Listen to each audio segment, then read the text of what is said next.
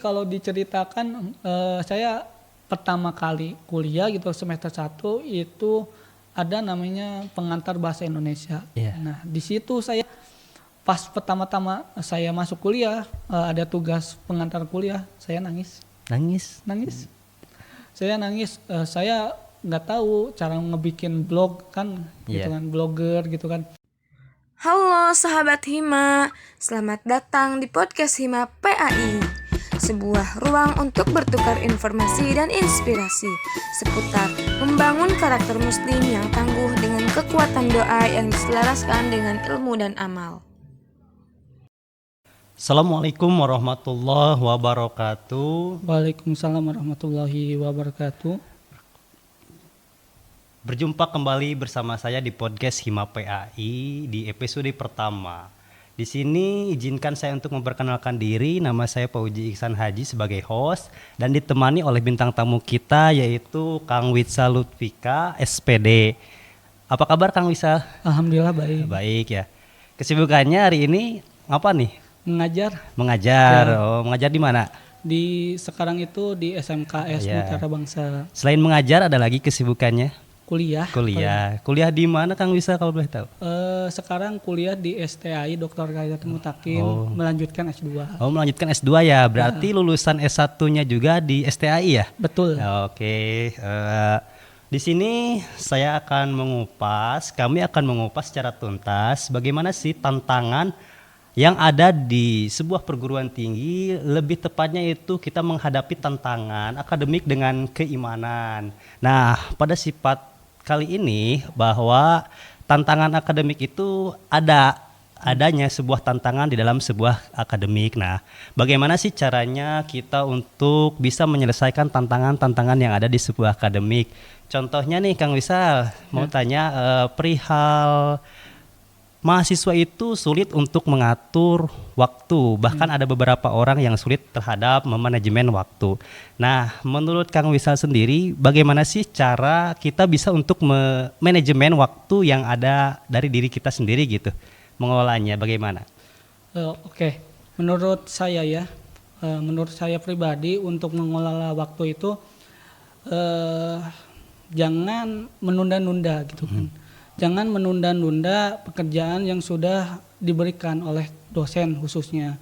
Tentunya saya dapat kata-kata ya, dalam saya kutip dari kata-kata bahwa apabila kita menunda-nunda waktu bakal akan ada kemunduran bagi diri kita. Jadi intinya kalau misalkan sudah dikasih tenggat waktu ataupun sudah diberikan tugas gitu oleh dosen, ya maka segeralah untuk mengerjakan tugas. Jadi disegerakan ya, Betul. jangan ditunda-tunda seperti itu, maka itu akan menjadi sebuah kengaretan ya. Ya betul. Oke. Apakah ada gitu strategi khusus dari Kang Wisal sendiri yang sering ditanamkan dalam diri pribadi untuk selalu standby tepat waktu gitu dalam segi perkuliahan akademik gitu? Oke, yang pertama mungkin adanya rasa tanggung jawab kan, karena gini, saya selama 4 tahun di STI gitu, S1-nya gitu, saya memiliki sebuah tanggung jawab. Salah satunya adalah mengelola kelas. Nah, di kampus ada namanya Kosma. Kan? Kosma. Nah, saya itu selama 4 tahun ini saya mengelola kelas. Nah, saya menekankan pada diri saya bahwa saya itu sebagai pemimpin dari sebuah kelas gitu. Khususnya teman-teman mahasiswa. Jadi ketika pemimpinnya tidak bisa menggerakkan suatu kelas, maka bisa jadi gitu. Mungkin anak-anaknya malas ataupun ngaret dan sebagainya. Nah, selain itu juga ya mungkin dorongan orang tua gitu. Karena saya ingin menekankan bahwa saya itu dikuliahkan oleh orang tua, biaya oleh orang tua. Jadi saya tidak mau pertama ya menunda-nunda gitu kan. Kasihan gitu orang tuanya. Gitu sih. Jadi mengelola kelas adalah salah satu bisa memerani rasa tanggung jawab Kang Wisal Iya, sendiri gitu. betul. Oke, berarti apakah ada Kang Wisal ini, apakah pengalaman-pengalaman dari segi organisasi nih selama perkuliahan, apa kira-kiranya boleh disepil dong gitu selama perkuliahan? Selama perkuliahan, kalau di perkuliahan sangatlah panjang ya. Ya. Ada kurang lebih 9 gitu. Yang pertama yang mengawali saya berorganisasi itu sebagai ya pertama HMI ya, Himpunan Mahasiswa Islam. Saya diamanahi jadi bidang anggota ya, untuk mengurusi anggota. Lanjut lagi saya masuk ke Hima PAI khususnya ya, Himpunan Mahasiswa Pendidikan Agama Islam gitu kan, sebagai ketua departemen. Departemen apa? Departemen Pendidikan. Setelah itu lanjut lagi jadi peneliti dan pengembangan di LAPMI ya, Lembaga Pers Mahasiswa Islam cabang Purwakarta. Setelah itu saya lanjut lagi jadi pengurus komisariat di HMI ya khususnya, jadi bagian lead bank juga. Nah setelah itu saya naik, alhamdulillah gitu, dipercaya oleh teman-teman untuk menjadi ketua umum himpunan mahasiswa jurusan atau himpunan mahasiswa program studi pendidikan agama Islam. Selanjutnya lanjut lagi jadi ketua kelas selama 4 tahun. Selama 4 tahun ini tidak ada gitu kan, tidak ada teman-teman yang mau menjatuhkan saya gitu kan. Saya bahkan sering dipanggil gitu kan, Kosma abadi gitu kan. Selain itu saya juga sekarang jadi Kosma di Pasca Sarjana STI Dr. Hajat Mutakin. Selain itu, yang terakhir saya sebagai ketua umum Kompak. Apa itu Kompak? Kompak itu adalah akronim dari Komunitas Peneliti Muda Mutakin gitu. Oh, jadi dari pengalaman-pengalaman itu membuahkan hasil ya, yang mana Kang Wisal ini dengar-dengar pernah dapat IPK Komlod 4 ya kalau nggak salah. Boleh nggak diceritain gitu bagaimana pengalamannya bisa sampai mendapatkan IPK yang Komlod seperti itu? Oke. Kalau saya IPK itu bukan IPK ya, tapi IPS. Ya, IPS. Jadi gini, saya kuliah kurang lebih 8 semester gitu kan. Dan saya juga semester 1 gitu, bertahap gitu. Ada turun naiknya, fase turun naiknya. Ya, jadi betul. Semester 1 alhamdulillah gitu 3,8. Iya. Terus semester 2 turun gara-gara Covid. 3,52 kalau nggak salah. Terus yang kedua itu terus semester 3 naik lagi 3,67 dan pada titik akhirnya ya pada semester 4. Yeah. Pada semester 4 alhamdulillah sempurna gitu 4.0. 4.0 luar biasa sekali gitu.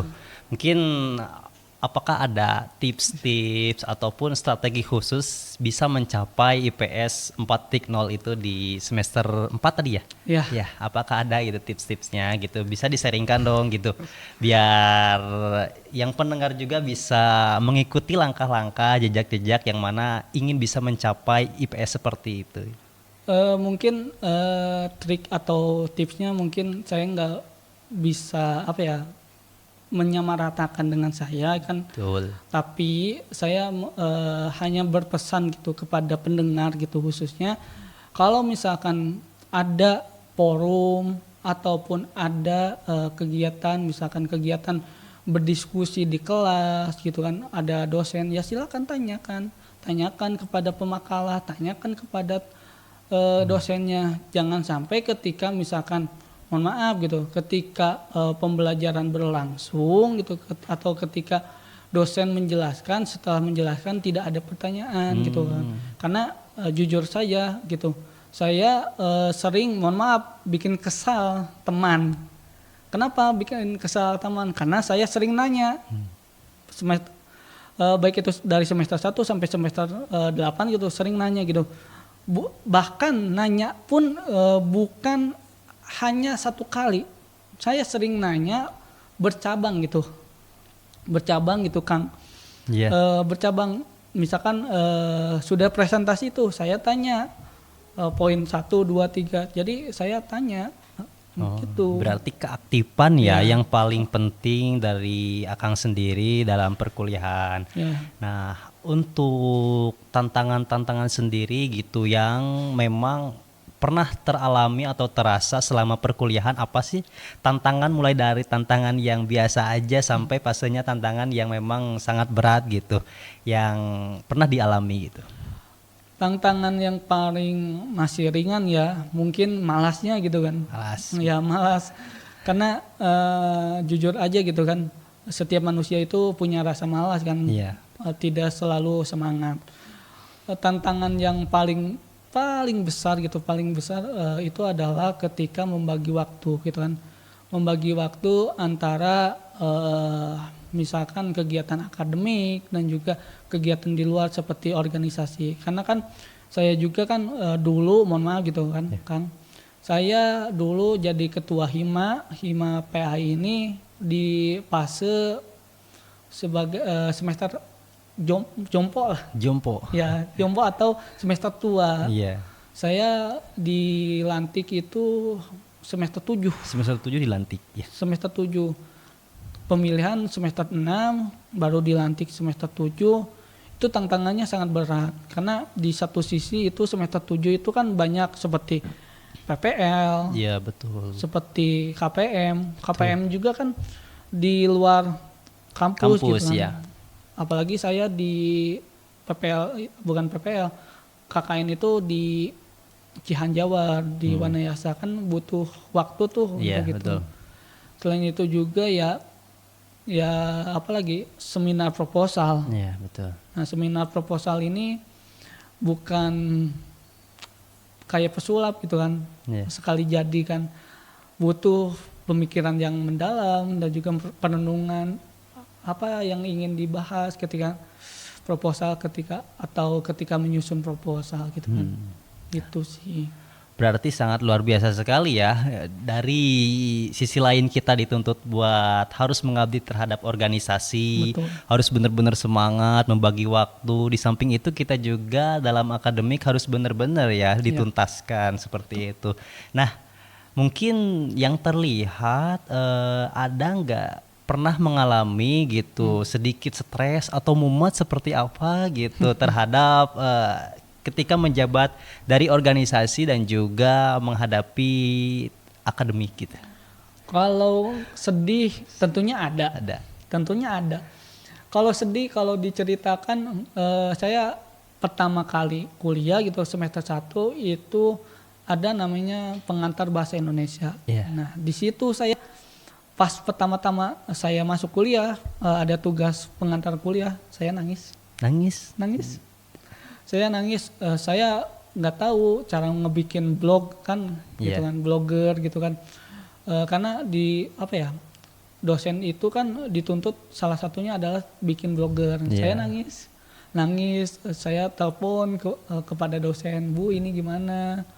Udah dimatuin sama temen gitu kan, seperti itu. Kalau stres di organisasi ya mungkin ya enggak juga sih ya, alhamdulillah enggak sampai di titik di mana saya itu menyerah, tapi saya mencoba ya udahlah tabah aja.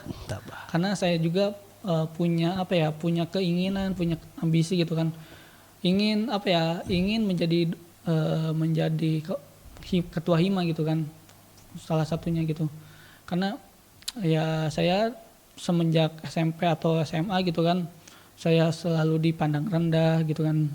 Ya saya punya kesempatan untuk maju dan juga punya kesempatan untuk maju untuk ketua hima, ya ayo gitu. Oke, di samping itu ada nggak yang berkaitan dengan ikhtiar Kang Wisal sendiri tentang terhadap agama gitu?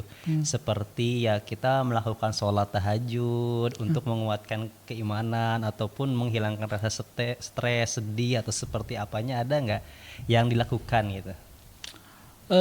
Tentunya ada. Tentunya ada. Tentunya ada.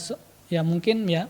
Saya jujur aja ya, Jujur aja saya kalau tentang sholat malam gitu ya, saya tentunya sholat malam. Saya sering